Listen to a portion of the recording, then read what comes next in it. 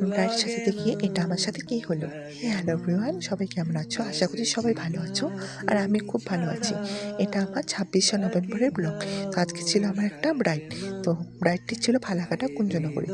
তো ব্রাইড ছিল আজকে আমার কলেজ ফ্রেন্ড, আমরা একসাথেই পড়াশোনা করি। তো ওকে আমি সাজাতে চলে আসি আর ওকে জিজ্ঞাসা করি ওর কেমন লুক চাই। ওর কোনো পছন্দ নেই, ও সবটাই আমার উপর ছেড়ে দেয়। তো আমার মতো আমি মেকআপ করছিলাম আর এদিকে বারবার কারেন্ট চলে যাচ্ছিল, যেটা নিয়ে আমার খুব বিরক্ত লাগছিল। কারণ হচ্ছে মেকআপের কিচ্ছু হয়নি।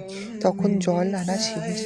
তারপরে এসে তখন বাজে 6:30 আর ও এসে লগ্ন ছিল 8টার দিকে। তো আমি খুব টেনশনে ছিলাম। তো টেনশনে দুজনে চা খেয়ে নিই বল মধুমিতা, আমার কাছে আর সেজে রিভিউটা তোর শুনে কেমন নাও। লাগলো? খুব ভালো লেগেছে। ভালো? হ্যাঁ। ঠিক আছে। তো তোমরা রিভিউটা শুনিয়ে নিলে আর কেমন লাগলো লুকটা তোমরা জানিও।